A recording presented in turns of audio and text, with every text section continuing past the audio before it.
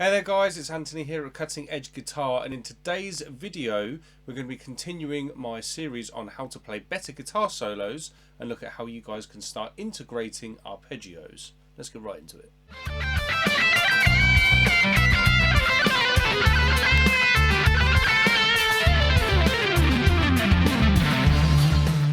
Okay guys, just to fill you in on where we're going with this video, we're working through a series of lessons at the moment about how to play better guitar solos. So we've started looking at the solo journey, how you will build a solo. Then we've looked at effective ways to use scales, hexatonic approaches, that's 6-note approaches, pentatonic type approaches, that was the last video, and now we're looking at using 4-note arpeggios. Basically what we're doing through this series, we're working through the outline of something that I call the scale pyramid, and there is loads and loads of tutorials about that sort of stuff over at Cutting Edge Guitar. All of the links in the description if you want to take this stuff a lot further. So first things first, I want to talk to you about with arpeggios.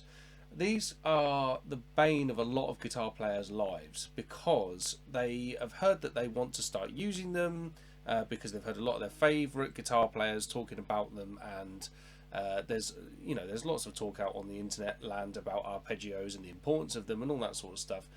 But it's knowing how to use them musically is a bit of a difficult thing.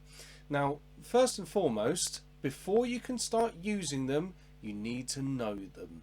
And it's one of those things where guitar players they push back a little bit on wanting to practice this stuff, because sometimes they have in their heads that practicing theoretical technical concepts is going to kill their feel, make them sound in some way cold and mechanical and all that sort of stuff, and it's kind of just not the case really. It's a bit like, you know, trying to write a story without ever having learned the alphabet. I mean, you're just going to be in a world of pain.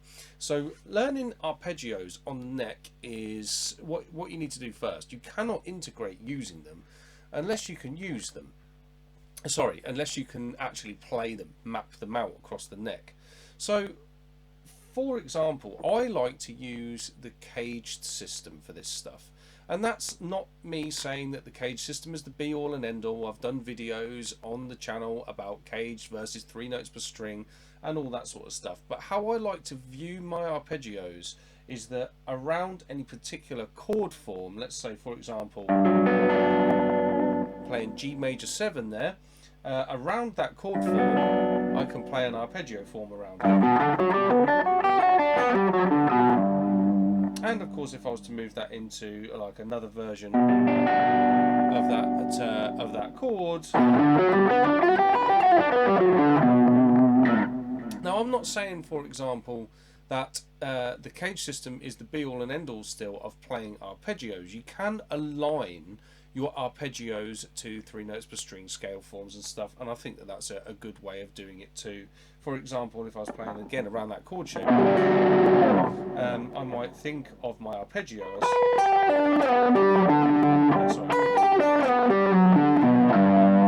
aligning it with the 3 notes per string system.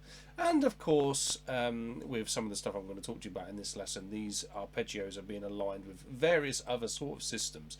But the cage system is just a great way of being able to spot the intervals and spot what shape you should be using on the instrument. So in terms of integrating them, once you've got the shapes down, there's a few different ways that you can actually start using arpeggios, and I want to just talk you through a couple of the different ways that I use them really. The first and the most obvious way to use them is to use sweep picking. Sweep picking is basically when your plectrum is moving in one direction through the strings, whether you're going back and up. So if I stick with that G major 7, what I might do is I'll play a voicing that looks like this. And as I'm playing it, what I'm going to do is, so the fingering that I'm using is 5th fret on the D string, 4th fret on the G string, 3rd fret on the B string, 2nd fret on the high E string, and then going back to the 3rd fret on the high E string there, and then descend.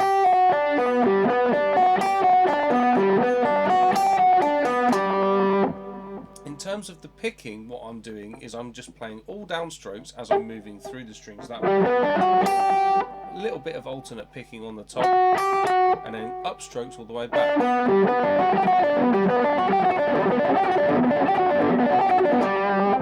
So that's a nice way of playing them just on, say, 4 strings. You can expand that if you wanted to. Let's say, for example, I might change key. I might do a C major 7. I can move that shape up. If I move it up, what's that? 1, 2, 3, 4, 5 frets. I'll have my C major 7 arpeggio.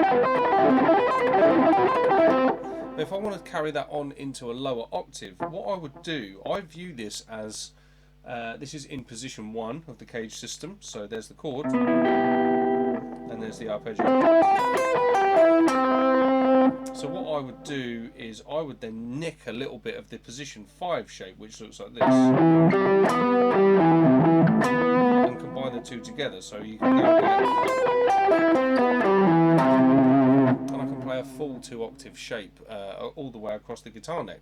So it's kind of like a bit more like a scalar type fingering, but of course there's plenty of strings where you're using 1 note per string.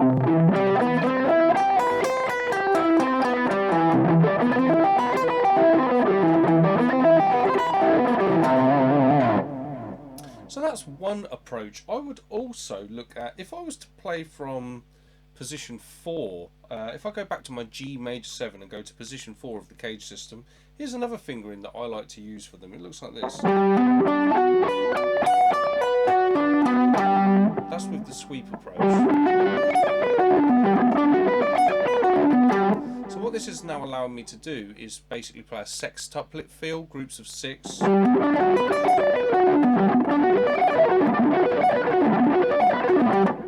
If you wanted to, what you can do with these kind of shapes as well is you can add in notes on the top. So if I borrow a note from the G major scale, add the E in there. So I could do something like that.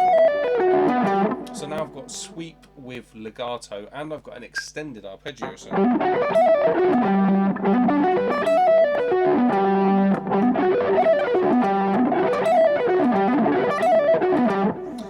I could take that one step further, and I could add some tapping on there, so I could also borrow the G, so I could do this. With that sort of thing, you need to do hammer-ons from nowhere or fretting hand tapping on your way back down to execute that kind of arpeggio. They're very, very nice. And another way that you can use these kind of arpeggios, if you want to get a more bubbly effect actually, is to use something like tapping. So tapping is a much maligned technique because it's associated with sort of overindulgent 80s hair metal or whatever you want to say about it. But realistically, tapping is just there to provide an answer to a common guitar problem, which is big stretches. If I was to play that G major 7 arpeggio voiced like this, that's very, very hard. To try and play that with one hand. Okay, so the tapping just allows you to do it and have 0 attack from the plectrum. So it's not about showing off or any of the other stuff that people see about tapping. It's more just about being able to achieve an arpeggio sound with a very, very smooth effect.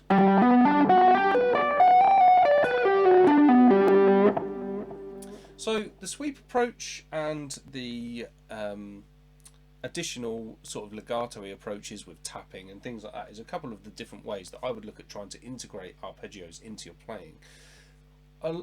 Alongside the technical side of how you actually get them into your playing, what I would also do is experiment with a lot of time looking at, over a particular chord, how you can play lots of different arpeggios over that chord to get extended sounds and all of that sort of stuff, which is a really, really exciting way to do it. And that's what I do with the scale pyramid stuff that I talk about quite a lot, is look at how you can extract arpeggios from within a 7-note diatonic scale to get those effects.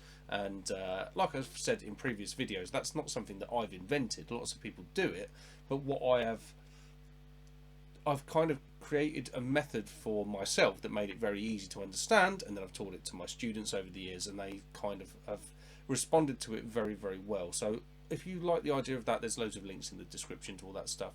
Also, if you want to see loads of technical approaches like the sweep picking or tapping approaches to those arpeggios, my technique series of books, links in the description below, will show you hundreds and hundreds of exercises that you can do for all that stuff to get it into your music. Okay guys, that's it for this lesson. Hope you've enjoyed it. Please do smash that like button, drop me a comment and share it to any of your friends that you think this will help. Please subscribe to the channel because that will help me out so much in being able to make more lessons like this for you. And I will look forward to seeing you in another video. Take care.